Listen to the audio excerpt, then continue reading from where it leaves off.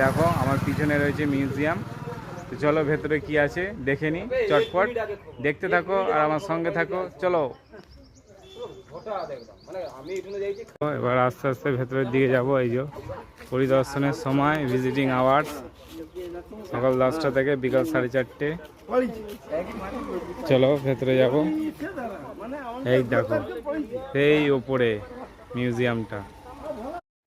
তো এইটা হচ্ছে পশ্চিম মেদিনীপুরে দাঁতনে মোগলমারি মিউজিয়াম। তো চলো ওপরে যাব, তোমাদেরকে দেখাবো। চলো চারদিকটা যা জঙ্গল সেটাও তোমাদেরকে দেখাবো। আর এই হচ্ছে সিঁড়ি, দেখো এই সিঁড়ি দিয়ে উঠবো।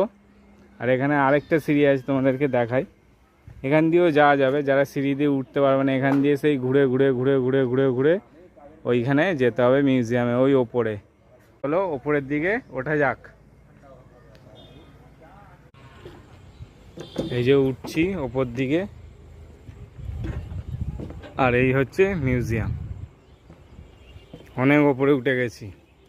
এই দেখো সব বাড়িগুলো দেখো কোথায়, কত নিচে দেখো। চারপাশটা এত ঘন জঙ্গল বন্ধুরা, এত সুন্দর লাগছে।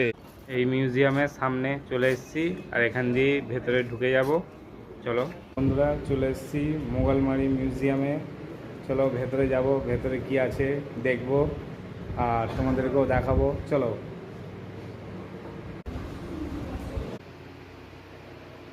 তো ভেতরে ঢোকার পরই দেখা যাচ্ছে প্রচুর ছবি রয়েছে, যেটা এই মিউজিয়ামের চারপাশটা রয়েছে তারই সব এই ছবিগুলো পাশে পাশে রয়েছে। তো সেইগুলো একটুখানি দেখে নেব। আর এই হচ্ছে সেই মিউজিয়ামের কি আছে এখানে সবই দেখা যাচ্ছে। এইগুলো হচ্ছে সেই পুরনো ইট পাথর সবই রাখা রয়েছে, আর জাল দিয়ে ঘেরা রয়েছে যাতে কেউ হাত না দিতে পারে। এই দেখো কি সুন্দর সুন্দর ডিজাইন করা ইট, যেইগুলো এখন দেখাই যায় না। আর আমি তো এই প্রথম দেখলাম এরকম ডিজাইন করা ইট। এই দেখো ইটগুলো দেখো, এরকম ইট মানে কোনোদিনই ভাবতে পারিনি এরকম ইট হয়। এই বইতে দেখেছিলাম, ইতিহাস বইতে, আর সেটা আজ চোখের সামনে দেখছি। এই দেখো যেগুলো আমরা বইয়ের পাতা উল্টে উল্টে দেখি, সেইগুলো আমি চোখের সামনে থেকে দেখে আর বিশ্বাসই করতে পারছি না।